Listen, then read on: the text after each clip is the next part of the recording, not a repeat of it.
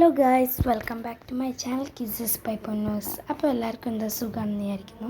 ഇനി ഞാൻ വന്നിട്ടുള്ളത് ഒരു വായനാദിന ക്വിസുമായിട്ടാണ്. അപ്പോൾ ഇതിൻ്റെ റൂൾസ് എന്തൊക്കെയാ വെച്ചാൽ, ഉത്തരം എന്ന് സ്ക്രീനിൽ കാണുമ്പോൾ നിങ്ങൾക്ക് ഉത്തരം പറയാനുള്ള സമയമാണ്. നമുക്ക് ക്വിസിലേക്ക് കടക്കാം. അതിനു മുമ്പ് എല്ലാവരും എൻ്റെ ചാനൽ സബ്സ്ക്രൈബ് ചെയ്യണേ. എന്നാണ് വായനാദിനം? ഉത്തരം ജൂൺ 19. ആരുടെ ചരമദിനമാണ് വായനാദിനമായി ആചരിക്കുന്നത്? ഉത്തരം P N Panicker. P N പണിക്കരുടെ യഥാർത്ഥ പേരെന്താണ്? ഉത്തരം പുതുവായിൽ നാരായണ പണിക്കർ. വായിച്ചു വളരുക, ചിന്തിച്ച് വിവേകം നേടുക ആരുടെ വാക്കുകൾ? ഉത്തരം P N Panicker.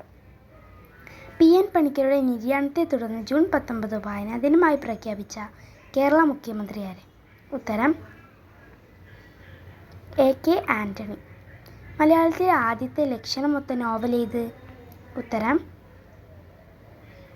Marthanda Varma. P N പണിക്കരുടെ ജന്മസ്ഥലം എവിടെയാണ്? ഉത്തരം ആലപ്പുഴയിലെ നീലമ്പേരൂർ. മലയാള ഭാഷയുടെ പിതാവ് എന്നറിയപ്പെടുന്ന ആര്? ഉത്തരം തുഞ്ചത്ത് രാമാനുജ എഴുത്തച്ഛൻ. തുഞ്ചത്ത് എഴുത്തച്ഛൻ എന്നു എഴുതാം. മലയാളത്തിലെ ആദ്യ നോവൽ ഏത്? ഉത്തരം കുന്തലത. അപ്പു നെടുങ്ങാടി എഴുതിയ കുന്തലതയാണ് ഉത്തരം. മലയാളത്തിലെ ആദ്യ തദ്ദേശ കാവ്യം ഏത്? ഉത്തരം ഉണ്ണുനീലി സന്ദേശം.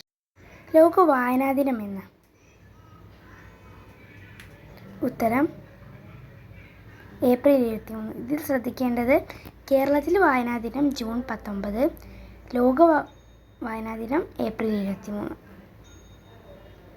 ആണ്. ലോക പുസ്തക ദിനം എന്നാണ്? ഉത്തരം ഏപ്രിൽ 23. അതും ഏപ്രിൽ 23 ആണ്. കുഞ്ഞുണ്ണി മാഷിൻ്റെ ജന്മസ്ഥലം എവിടെയാണ്?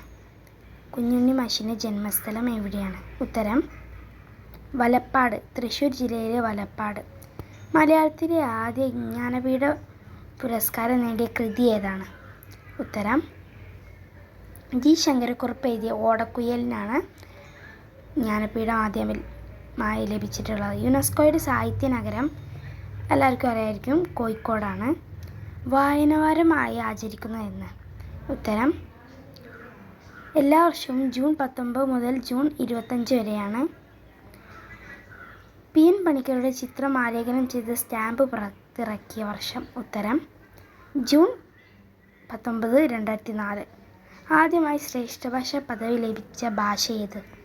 ഉത്തരം തമിഴ്.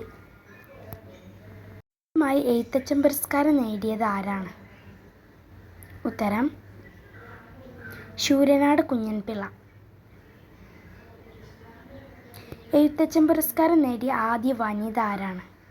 ഉത്തരം ബാലാമണിയമ്മ. ലോക മാതൃഭാഷാ ദിനം എന്നാണ്? ഉത്തരം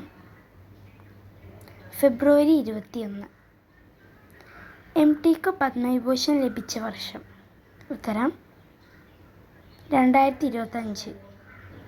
കേരള ഗ്രന്ഥശാല സംഘത്തിൻ്റെ പിതാവ് എന്നറിയപ്പെടുന്നത് ആര്? ഉത്തരം പി എൻ പണിക്കർ. മലയാള സിനിമയുടെ പിതാവ് എന്നറിയപ്പെടുന്നത് ആര്? ഉത്തരം ജെ.സി. ഡാനിയൽ. 24. കയർ, ചെമ്മീൻ എന്നീ നോവലുകൾ എഴുതിയത് ആര്?